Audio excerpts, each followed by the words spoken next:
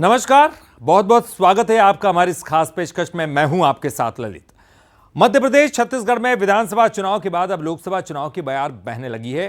Congress BJP दोनों ने ही चुनाव के लिए कमर कस ली है। अब हर सियासी मुद्दे का एक सिरा लोकसभा की जंग से जुड़ता हुआ दिखाई देगा। तो चलिए शुरू करते हैं हमारी खास पेशकश 24 का चक्रव्यूह।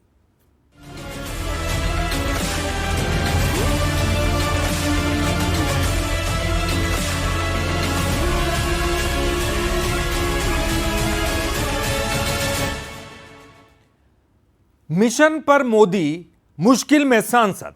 जी हां, पीएम नरेंद्र मोदी 2024 में 400 पार के मिशन में जुटे हैं, लेकिन मध्य प्रदेश के कई सांसद इस मिशन की राह में रोड़ा बने हुए हैं। जी हां, नमो ऐप पर कई सांसद फिसड्डी साबित हुए हैं और ऐसे सांसदों के टिकट पर अब संकट गहरा गया है। यानी कि इस बार कई सांसदों के टिकट पर कैंची चल सकती है। तो चलिए देखते हैं खास रिपोर्ट।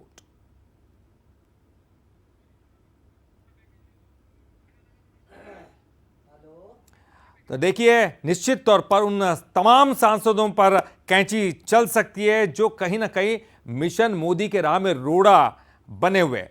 लेकिन मध्य प्रदेश में बीजेपी मिशन 24 में जुट गई है। मध्य प्रदेश में लोकसभा चुनाव को लेकर अब रायशुमारी की जा रही है, जिसमें सबसे ज्यादा चर्चा भोपाल की है। तो आखिर कौन होगा भोपाल से लोकसभा का प्रत्याशी, देखते हैं इस खास रिपोर्ट में। लोकसभा के लिए रायशुमारी, बीजेपी कर रही टिकट की तैयारी, भोपाल में दावेदारों की फौज भारी। जी हां, भोपाल में बीजेपी ने जब लोकसभा चुनाव के लिए रायशुमारी की तो प्रभारी और सह प्रभारी भी चौंक गए। भोपाल सीट के लिए 2 या 4 नहीं बल्कि 50 से ज्यादा नाम सामने आ गए। जिन नामों की सबसे ज्यादा चर्चा रही उनमें प्रदेश अध्यक्ष वीडी शर्मा, पूर्व गृह मंत्री डॉक्टर नरोत्तम मिश्रा, पूर्व महापौर आलोक शर्मा, कौशल विकास निगम के पूर्व अध्यक्ष शैलेंद्र शर्मा और जिला अध्यक्ष सुमित पचौरी शामिल है। दरअसल भोपाल से पार्टी किसी नए चेहरे को मौका देने की तैयारी में है, लिहाजा कई बड़े नाम भी दावेदारों की फहरिस्त में शुमार नजर आ रहे हैं। लोकसभा के प्रभारी जयभान सिंह पवैया और चेतन कश्यप ने कार्यकर्ताओं से नामों का पैनल मांगा, जिसके आधार पर नाम तय होगा। प्रत्याशी चयन जब होता है तो उसमें एक महत्वपूर्ण घटक हमारे कार्यकर्ता की राय भी होती है। तो यही प्रक्रिया हमने आज की है। कार्यकर्ताओं की इच्छा पूछी जाए और उसको रखकर भी विचार होता है। नाम कई हैं, चर्चाएं बहुत है, लेकिन बीजेपी को अनुशासित पार्टी माना जाता है। यही वजह है कि दावेदारों के बयान भी उसी तर्ज पर आ रहे हैं। भारतीय जनता पार्टी कोई कार्यकर्ता कतार में नहीं होता। भारतीय जनता पार्टी में तो आपको मालूम है, पार्टी जिसको जिम्मेदारी देती है वो जिम्मेदारी का निर्वहन करता है। लेकिन उम्मीद तो लगाए होंगे। उम्मीद भारतीय जनता पार्टी हर कार्यकर्ता लगाए रहता है। देखिए, Bharatiya Janata party cadre based party है। भारतीय जनता पार्टी में आंतरिक लोकतंत्र है। भारतीय जनता पार्टी के हर कार्यकर्ता को संगठन पर अपने फोरम के ऊपर बात कहने का अधिकार है। वो संगठन भी अवसर देता है, क्योंकि यही वो सब कार्यकर्ताओं की टोली है जो जनता के बीच पे जाती है, बूथ पे जाती है और जाकर जो भी प्रत्याशी होता है उसको जिताने का काम करते हैं। नामों के ऐलान को लेकर बीजेपी की तैयारियां शुरू हो चुकी हैं। रायशुमारी में सामने आए नामों पर प्रदेश चुनाव समिति के बाद केंद्रीय चुनाव समिति मंथन करेगी। जल्द ही प्रत्याशी का ऐलान होने की उम्मीद है, लेकिन दावेदारों की तादाद को देखते हुए कहा जा सकता है कि भोपाल के प्रत्याशी का चयन बीजेपी के लिए आसान नहीं होगा। भोपाल लोकसभा से भारतीय जनता पार्टी ने जब प्रत्याशी दिया है, कुछ नया देखने को मिला है। और बीजेपी एक ऐसी पार्टी है कि कार्यकर्ताओं के भीतर ऊर्जा का संचार भी करती है और उम्मीदें भी जगाती है।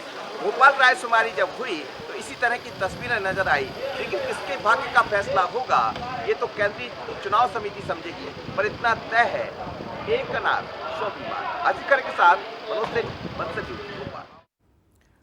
लोकसभा चुनाव से पहले एमपी की राजनीति में चैलेंज पॉलिटिक्स शुरू हो गई है। मालवा की अहम सीटों में से एक देवास शाजापुर लोकसभा में तो बीजेपी ने कांग्रेस को खुला चैलेंज दे दिया है। इतना ही नहीं बल्कि मौजूदा सांसद और पूर्व सांसद भी आमने सामने नजर आ रहे हैं। देखिए हमारी एक खास रिपोर्ट। देवास के रण में बयानों के बम, सज्जन वर्मा को बीजेपी दिखा रही दम। क्या मैदान में नजर आएंगे सज्जन? देवास में कौन बनेगा चैंपियन? 24 के चुनाव से पहले अनुसूचित जाति के लिए आरक्षित देवास शाजापुर लोकसभा सीट में बयानों के तीर चल रहे हैं। मध्य प्रदेश में मिशन 29 की तैयारी कर रही बीजेपी पूर्व मंत्री सज्जन सिंह वर्मा को चुनाव लड़ने की खुली चुनौती दे रही है। मौजूदा सांसद महेंद्र सिंह सोलंकी का कहना है कि कांग्रेस के पास देवास में कोई चेहरा नहीं है। बीजेपी का कहना है कि कांग्रेस से कोई भी चुनाव लड़े, हस्र सभी को पता है। कांग्रेस पूरी तरह से खत्म होने की कगार पे है।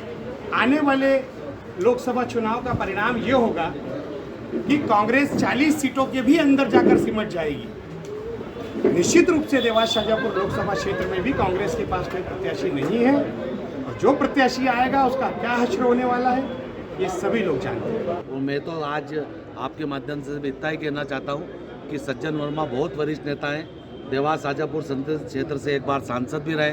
मैं उन्हें खुला चैलेंज और निमंत्रण देता हूं कि वे आए और देवास शाजापुर संसदीय क्षेत्र चुनाव लड़कर अपनी उपलब्धि हासिल सिद्ध करें। फिलहाल टिकट के टेंशन से जूझ रही कांग्रेस देवास में मजबूत चेहरे की तलाश में है। पूर्व मंत्री सज्जन सिंह वर्मा का कहना है पार्टी कहेगी तो वो चुनाव लड़ने के लिए तैयार हैं। मैं तो स्पष्ट कि जो हाईकमान निर्देशित करेगा हर कांग्रेस के कार्यकर्ता नेता को मानना चाहिए। 12 सीट तो हमारी ऐसी है जहां हम यदि ढंग से मैनेजमेंट करके चुनाव लड़े तो 12 सीट पे हम इनसे आगे हैं। बीजेपी का मजबूत गढ़ कही जाने वाली देवास शाजापुर लोकसभा सीट पर कांग्रेस बीजेपी के सामने मजबूत उम्मीदवार मैदान में उतारने की रणनीति पर काम कर रही है। इस बीच सज्जन सिंह वर्मा के नाम की चर्चा जोरों पर है। कांग्रेस से कौन चेहरा होगा ये तो अभी पता नहीं, लेकिन बीजेपी और कांग्रेस के बीच 24 की लड़ाई से पहले जिस तरह से बयानबाजी के बम चल रहे हैं उससे देवास का रण दिलचस्प होता दिख रहा है। इंदौर से पीयूष पारे के साथ देवास से अमिताभ शुक्ला की रिपोर्ट। पश्चिम बंगाल के संदेश खाली में आदिवासी समुदाय की महिलाओं के साथ दुष्कर्म और आदिवासियों की जमीन छीनने को लेकर मुख्यमंत्री विष्णुदेव साय ने ममता बनर्जी को चिट्ठी लिखी। चिट्ठी को सोशल मीडिया पर पोस्ट कर कठोर कार्रवाई की मांग भी की। वहीं प्रदेश की कानून व्यवस्था को लेकर विपक्ष का स्थगन विधानसभा में स्वीकार नहीं हुआ, जिसके बाद ये सवाल पैदा होना लाजमी है कि सिर्फ सियासत हो रही है और उसमें संदेश खाली है।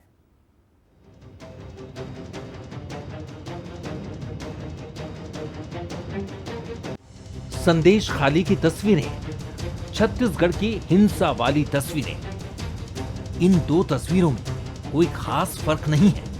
फर्क है तो सोच का और उनको लेकर होने वाली सियासत का। संदेश खाली का मुद्दा बीजेपी के लिए बंगाल में जीत की संजीवनी बन सकता है, जिसके चलते लगातार इस मुद्दे को हवा दी जा रही है। मंगलवार को प्रदेश के मुखिया विष्णुदेव साय ने संदेश खाली में कानून व्यवस्था को लेकर पश्चिम बंगाल की मुख्यमंत्री ममता बनर्जी को चिट्ठी लिखी, तो कांग्रेस की तरफ से प्रदेश के कानून व्यवस्था को लेकर लाए गए स्थगन प्रस्ताव को स्वीकार नहीं किया गया, जिसके बाद सदन में जमकर हंगामा और नारेबाजी भी हुई।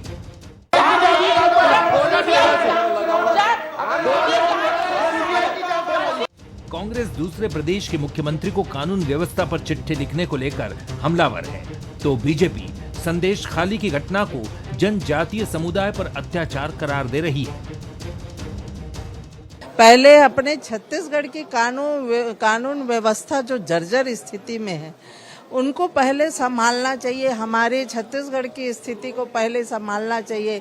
यहाँ आदिवासी बालिकाओं के साथ, महिलाओं के साथ कितना अत्याचार, अनाचार हो रहा है, उनका अपहरण हो रहा है, उन बारे में कानून व्यवस्था के ना सोचकर वो हमारे कलकत्ता के मुख्यमंत्री के बारे में सोच रहे, वहाँ की जनता के बारे में सोच रहे। जब हमारे ट्राइबल के बहनों के साथ में इस तरीके से मामले आ सकते हैं, तो अन्य जो लोग हैं उनके साथ क्या स्थिति हो रही है पूरे पश्चिम बंगाल में, आप इसको एक ही उसमें समझ सकते हैं कि वहाँ पर ना एसटी ना एससी ना किसी वर्ग का उनकी कोई कहते हैं हित की रक्षा करने वाला कोई नहीं। संदेश खाली में महिलाओं से दुष्कर्म और आदिवासियों की जमीन छीने जाने की घटना निश्चित रूप से चिंता का विषय है।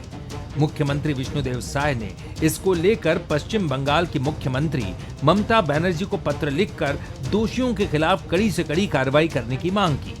पर छत्तीसगढ़ में हो रही हिंसा की गंभीर घटनाओं पर सरकार का रुख सवाल खड़े कर रहा है। मतलब साफ है कि इस तरह की किसी भी घटना पर सियासी दल सिर्फ सियासत करते हैं। राजनीति तो जमकर होती है, लेकिन संदेश के मुद्दे पर सियासत खाली ही रहती है। Bureau report, Bansal news. और फिलहाल यहां एक छोटे से ब्रेक के लिए रुकेंगे और आगे देखिए कुछ और खास पॉलिटिकल खबरें।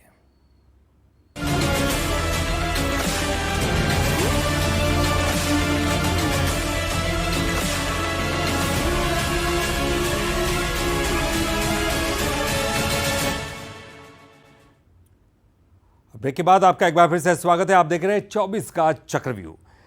लोकसभा चुनाव को लेकर बीजेपी के आरोप है कि कांग्रेस को उम्मीदवार नहीं मिल रहे हैं, जबकि दुर्ग में दावेदारों की भरमार है। कांग्रेस के कई नेता सामने आकर जीत का दावा करते हुए टिकट की मांग कर रहे हैं, तो वहीं बीजेपी की तरफ से विजय बघेल के नाम की चर्चाएं तेज हैं। दुर्ग लोकसभा बीजेपी के कब्जे वाली सीट पर सांसद विजय बघेल के नाम की अटकलें एक बार फिर तेज हैं। विधानसभा चुनाव में अहम भूमिका निभाने वाले विजय बघेल पर पार्टी फिर से दांव खेल सकती है। इधर कांग्रेस मोदी लहर में 2014 में हाथ का परचम लहराने वाले पूर्व गृह मंत्री ताम्रध्वज साहू पर भरोसा जताने की तैयारी में है। 30% साहू जाति वाले इस संसदीय क्षेत्र में ताम्रध्वज साहू पार्टी की पहली पसंद है, लेकिन कई और नेता भी कतार में हैं। दुर्ग में कांग्रेस के दावेदार ताम्रध्वज साहू भूपेश सरकार में गृह मंत्री रहे। साहू समाज में अच्छी पैठ, साहू फैक्टर के सहारे जीत की उम्मीद, कांग्रेस आला कमान की पहली पसंद। राजेंद्र साहू प्रदेश कांग्रेस कमेटी के महामंत्री, साहू समाज के सहारे जीत की उम्मीद। बृजमोहन सिंह वरिष्ठ नेता, लोकप्रिय और साफ छवि। 2008 में हार के बाद नहीं मिला मौका। इन नेताओं के अलावा भी कई दावेदार खुलकर अपनी दावेदारी कर रहे हैं। पार्टी में सबको अधिकार है कि वो अपनी बात को पार्टी में रखे। बाकी चुनाव लड़ने का अवसर पार्टी जिसको देगी, जिसको भी प्रत्याशी बनाएगी, हम सब मिलकर उसको जिताने का काम करेंगे। पार्टी के हाईकमान के पास प्रदेश कांग्रेस में और राष्ट्रीय कांग्रेस में रख दिया है कि मैं भी अगर पार्टी अवसर देती है तो लोकसभा का प्रत्याशी बनने की इच्छुक हूँ। देखिए, कांग्रेस में हर वो व्यक्ति दावेदार है जिसने निष्ठापूर्वक पूरा समय देते हुए कांग्रेस में काम किया है, पर वर्तमान परिदृश्य में ऐसा प्रतीत होता है कि युवाओं को और नए चेहरों को मौका मिलना चाहिए, क्योंकि नया वोटर तभी आपकी तरफ आकर्षित होगा जब उन्हें ऐसा लगेगा कि नए लोगों के लिए अवसर है। दुर्ग से कांग्रेस का दावेदार कौन होगा, पार्टी नेतृत्व ये जल्द ही तय कर देगा। लेकिन विधानसभा चुनाव में मिली हार के बाद दावेदारों की संख्या से जहां कांग्रेस का मनोबल बढ़ रहा है, तो टिकट का चयन करना भी चुनौती से कम नहीं है। रॉबिन ठाकुर, बंसल न्यूज, दुर्ग। और 24 का चक्रव्यूह में फिलहाल के लिए इतना ही। बंसल न्यूज पर खबरों का सिलसिला लगातार जारी है।